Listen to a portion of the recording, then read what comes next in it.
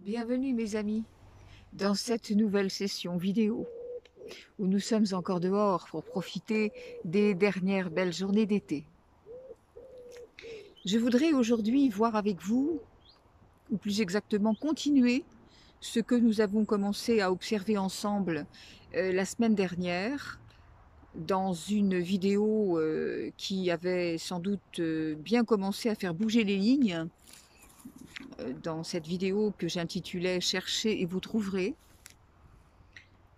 nous allons continuer à voir ensemble comment pouvoir se disposer correctement face à ces perturbations organisées de la part des obscurs, comment ça fonctionne, pourquoi ça fonctionne de cette façon dans votre mental, et comment nous avons cette capacité à pouvoir très vite nous départir d'une difficulté mentale sans attendre.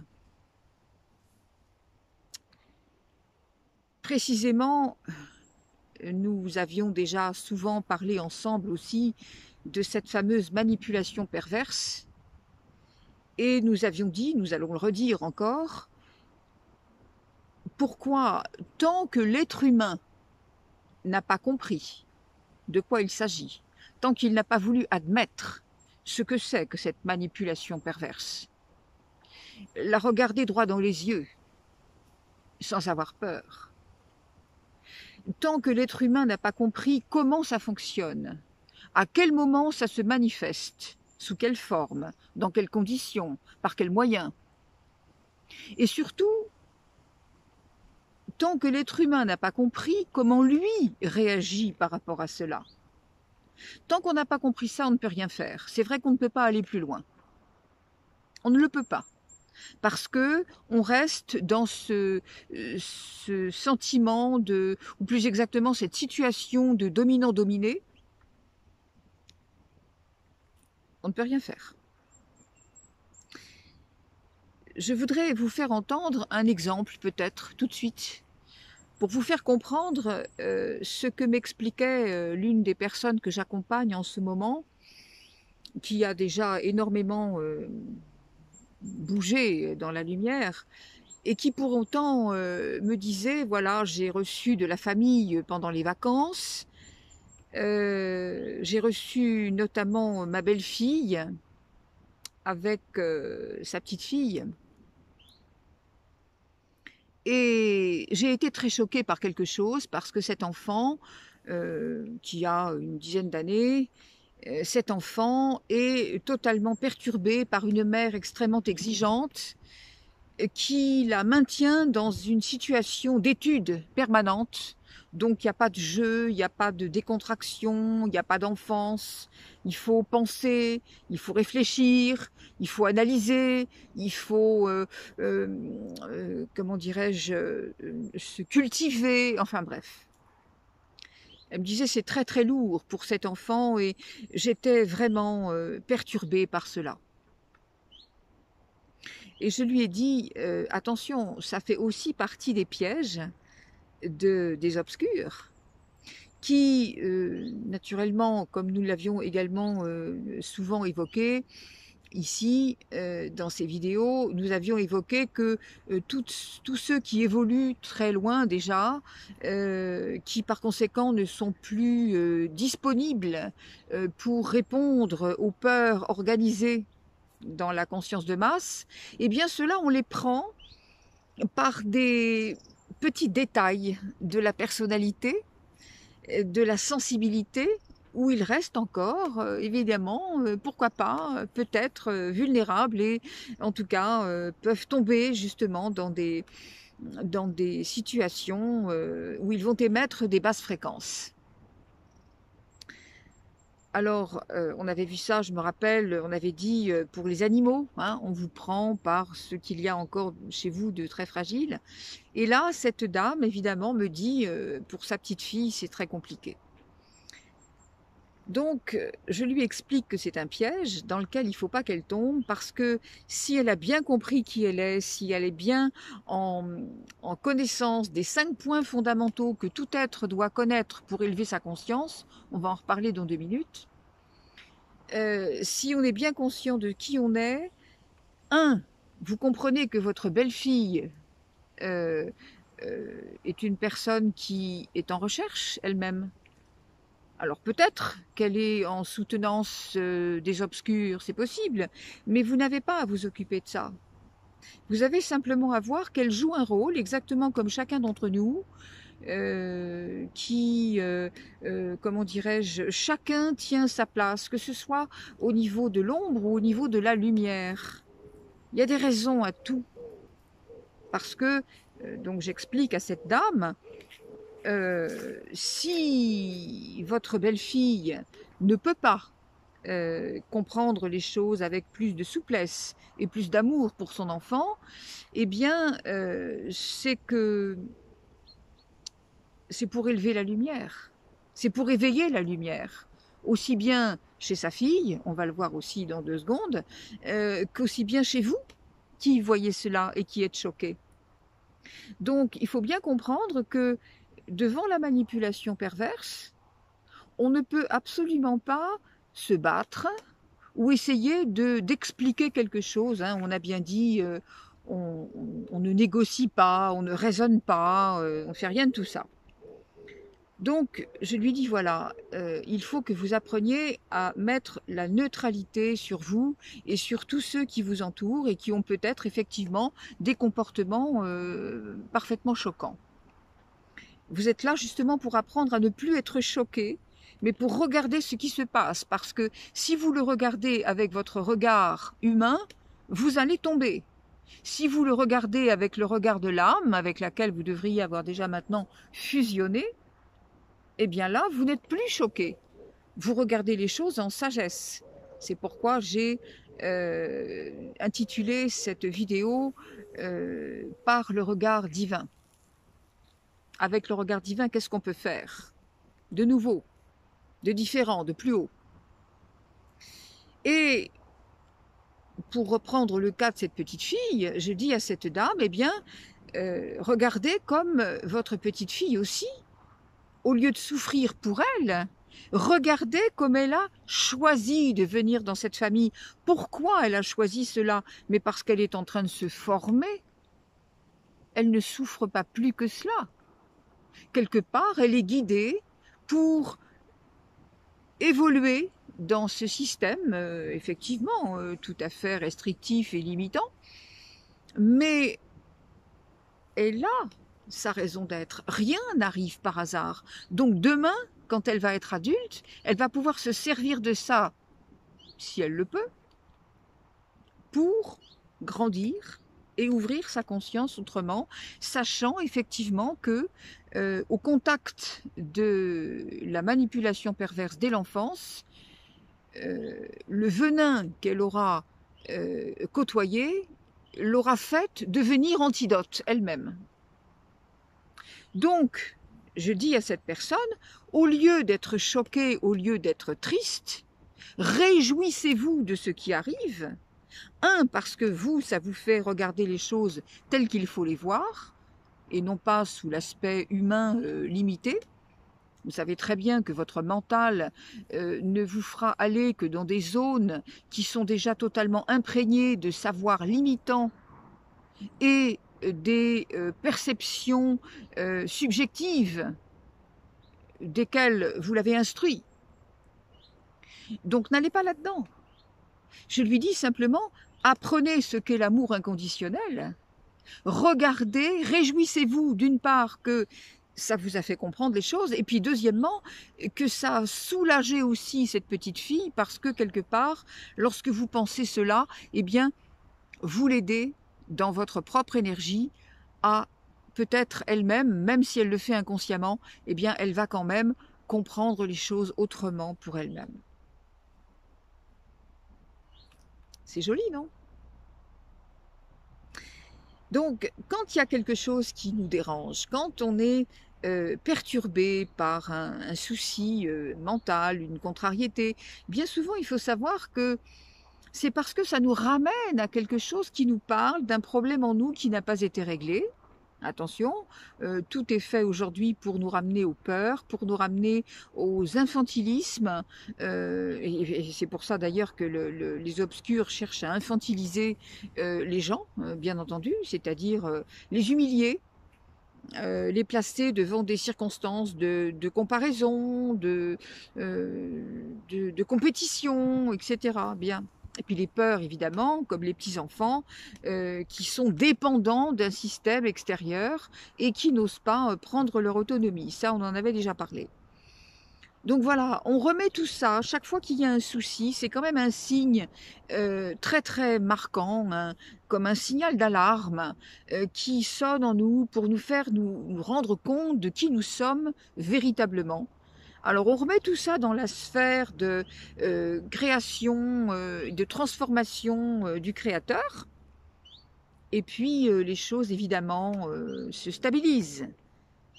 Et puis, encore une fois, cela nous apprend à fusionner avec notre âme de plus en plus pour nous laisser guider, pour nous laisser conduire par elle et non plus par le mental. Bien. Il y a, comment dirais-je, quelque chose aussi dont nous avions parlé, c'est que le monde est le reflet de la projection de nos pensées. Ça, nous le savons. Mais pourquoi est-ce que sur le terrain, tous les jours, nous l'oublions? Donc attention, là aussi, c'est bien joli d'avoir compris que nous sommes entourés de noirceur, de pièges, mais on n'est pas obligé d'en avoir peur. Est-ce que vous vous rendez compte? Est-ce que vous mesurez bien l'importance de ce que nous portons? Est-ce que vous êtes bien conscient de l'honneur que l'on nous a fait de nous confier la lumière? Nous avons été nombreux avant cette incarnation. Nous avons été nombreux à vouloir venir sur Terre.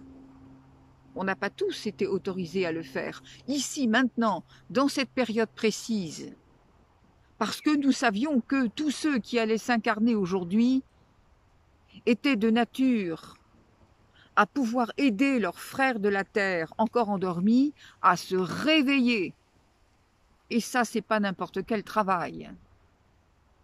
Par conséquent, nous sommes venus en conscience et pour cela, pour cet acte de courage que nous avons demandé à accomplir, on nous a confié la lumière divine. Est-ce que vous vous rendez compte de la puissance et de la perfection du trésor que nous portons? C'est inouï, non? Alors, quand à côté de cela, quelqu'un vient regarder sa petite vie et s'intéresser simplement au contrat de travail qu'il va devoir peut-être réviser ou comment il va payer sa facture, etc. Rendez-vous compte, mes amis, la disproportion qu'il y a entre votre vérité et le jeu vidéo que vous êtes en train de toujours vivre, dans l'illusion à laquelle vous êtes toujours en train de répondre. C'est un petit jeu de la matière, ça ne vous concerne plus, ça ne nous concerne plus. Tous ceux qui veulent monter doivent maintenant démontrer qu'ils sont capables de le faire, parce que nous sommes capables de le faire, tous. Tous. Ce monde est donc ce que nous voulons en faire. Or, c'est pas le mental qui crée, c'est forcément notre esprit supérieur. Donc il faut bien qu'on se laisse guider par notre âme. Sinon, on continue à taper dans les gamelles, hein, tout simplement.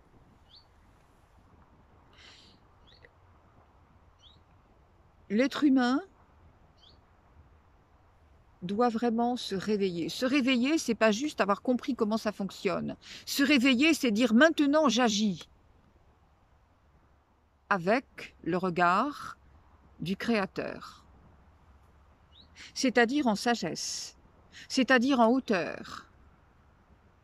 J'agis pour tout de suite non plus critiquer, non plus vouloir arranger quelque chose à ma convenance, mais pour bien comprendre le sens exact de toutes les situations que nous rencontrons.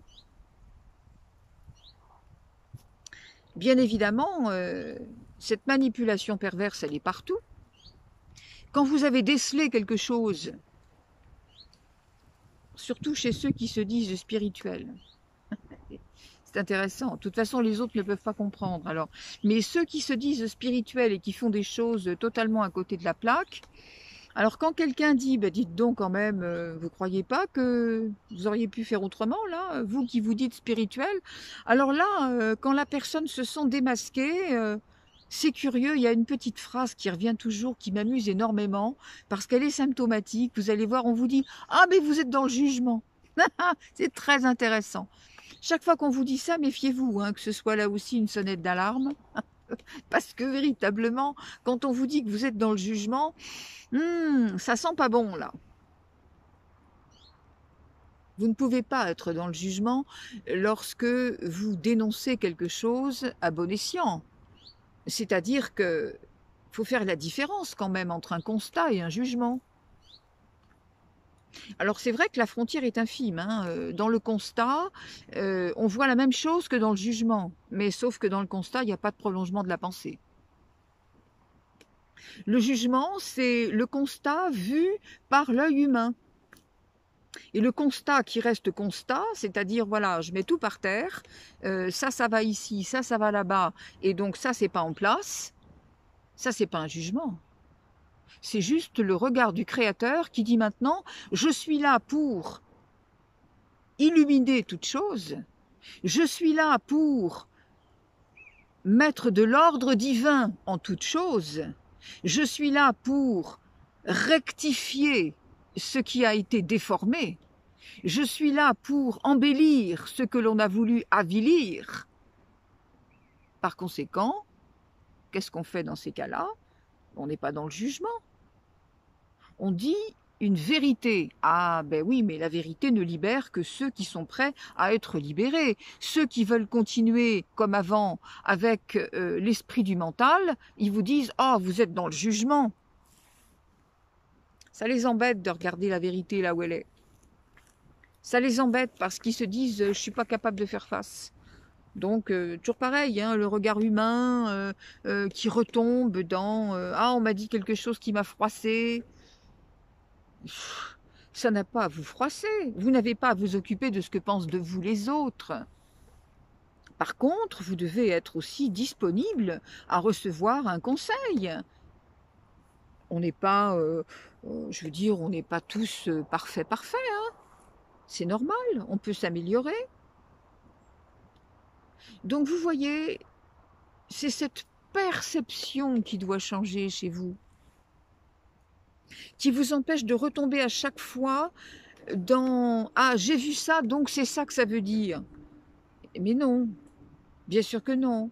Ne regardez pas selon la surface. Et si vous ne pouvez pas faire autrement, mais ça veut dire que vous avez quelque chose encore à rectifier en vous. Voilà, tout simplement. Et on le fait avec beaucoup d'amour, avec beaucoup de délicatesse, avec beaucoup de joie d'ailleurs, parce qu'on remercie. Alors voilà, là encore, avec l'œil divin, on pose l'amour inconditionnel, on pose la lumière que l'on est venu déposer, et par conséquent, on se réjouit d'avoir pu déceler une zone qui maintenant peut être réparée. C'est tout. C'est ça qui est joli. Alors, je voudrais quand même aussi rapidement euh, redéfinir les 5 points fondamentaux que tout être devrait connaître pour élever sa conscience. Le premier étant bien évidemment le principal, c'est-à-dire que rien n'est matière, tout est énergie. Hein, ça, on l'a déjà dit 1000 fois, mais enfin bon, c'est jamais exclu, c'est jamais superflu non plus de le redire encore. Rien n'est matière. Donc tout ce que vous êtes, tout ce que vous faites, n'oubliez pas que c'est de l'énergie et que l'énergie est un aimant. Donc, si vous êtes dans une basse fréquence en permanence, avec les peurs, avec les colères, avec les déceptions, avec le retour au passé, avec le j'ai été choqué, je regarde les choses au premier degré, oui, ben voilà, vous êtes dans une énergie de basse fréquence, vous ne pourrez attirer que la même chose, aussi bien avec les gens qu'avec les situations. Deuxième point, pour faire très rapide évidemment, le but de notre incarnation, bah on a commencé à le dire tout à l'heure, nous sommes venus porteurs de la lumière pour pouvoir la répandre sur toute chose. Et quand on dit toute chose, c'est pas simplement ce qui vous paraît aimable, mais c'est vraiment toute chose, hein, comme on a vu dans l'exemple de tout à l'heure, c'est-à-dire y compris accueillir, aimer, mais aimer, encore une fois, c'est la vibration la plus haute. Donc accueillir tout, y compris ce qui est désagréable, en disant mais après tout, si l'énergie m'emmène là, eh bien c'est que d'abord j'ai l'équipement pour le faire, et deux, c'est que c'est le moment, je suis prêt, donc j'accepte la guérison de cette perception qui est fausse. Puisque quand on est dans la difficulté, ça veut dire qu'on est en train de croire à quelque chose qui n'existe pas. Bien. Je sais bien que tout ça, c'est des rappels, mais c'est pas superflu des fois. Troisièmement, nous ne sommes pas ce que nous croyons être. Nous sommes dans un corps de chair, un véhicule de chair, qui n'est pas là pour commander notre vie, avec évidemment notre cerveau en tête de gondole, là, pour nous dire que c'est lui qui décide de ce que va être notre existence. Certainement pas. Notre corps de chair, il est là pour accueillir notre âme, mais encore faut-il que ce corps de chair soit suffisamment nettoyé de tous les miasmes que nous avons recueillis et entretenus en nous jusqu'ici, parce que cette âme, elle a besoin d'un corps très très pur, déjà pour avoir envie de rentrer dedans, et deuxièmement pour y rester, ce qui est autre chose là aussi. Parce que la fusion avec votre âme, vous pouvez parfaitement y parvenir, mais combien de temps? 2 minutes, 10 minutes, 20 minutes dans une méditation? Et après? C'est tout le temps. C'est tout le temps. Mes amis, souvenez-vous, vous êtes le divin.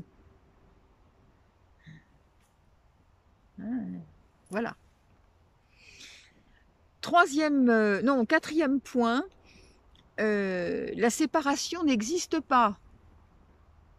Nous sommes dans un monde de dualité qui est là pour nous faire comprendre justement que nous ne sommes pas là-dedans et que nous n'avons jamais quitté l'unité et que nous pouvons de toute façon, si tant est que nous ayons quitté la route à certains moments, et c'est justement au moment où nous avons quitté la route, il y a un signal qui va retentir, c'est-à-dire notre malaise, exactement comme, vous savez, dans certains véhicules qui sont équipés au cas où la personne va s'endormir, il y a un signal là qui va réveiller si elle quitte la route. Voilà. Bien. Là, c'est pareil. Chaque fois qu'on n'est pas bien, c'est qu'on a quitté la route, on n'est plus dans l'alignement, on est en train de négocier avec notre mental. Donc ça ne peut pas aboutir, puisque notre mental, il est le serveur de la manipulation perverse. Alors vous allez me dire, mais comment c'est possible ça, que notre mental soit si vulnérable? Mais tout simplement parce que, on vient de le dire, rien n'est matière, tout est énergie. Donc votre cerveau, tout ce qu'il pense, tout ce qu'il dit, tout ce qu'il émet, tout ce qu'il reçoit, c'est de l'énergie. si vous l'avez, comment dirais-je, nourri avec des principes de basse fréquence, bah, il attire aussi dans l'astral des êtres astraux qui viennent continuer le travail des manipulations génétiques qui ont été faites. Et puis, voilà, c'est un aimant, c'est le phénomène de l'aimant. Hein, vous savez ça. Quand on met un morceau de fer sur un aimant, ça colle. Mais si on met du caoutchouc, ça glisse. Donc, quand vous avez en vous des basses fréquences, même dans l'inconscient, etc., mais, enfin, je veux dire, de toute façon, quand vous êtes dans l'humain, vous êtes quand même en basse fréquence. Cherchez pas. Donc, quand vous êtes en basse fréquence, vous ne pouvez attirer que des idées de la même sorte. Et puis, les êtres astraux viennent à chaque fois vous en remettre une couche, quoi. Bon, alors c'est pas la peine, c'est pas la peine. Et cinquième point très important, donc ça aussi on a commencé à le dire aujourd'hui et déjà avant, la manipulation perverse, la présence des obscurs. Voilà. Vous ne pouvez changer quelque chose de ce monde, vous ne pouvez enlever une partie de cette ombre que si vous êtes vous-même dans la lumière, parce que c'est votre seul bouclier, déjà pour vous protéger vous, mais c'est votre seul bouclier pour enlever à chaque fois une couche. C'est simple. Mais pour ça, il faut que vous soyez tellement sûr de ce que vous êtes, tellement en confiance avec ce que vous êtes, pas en confiance avec l'être humain, en confiance avec ce que vous êtes.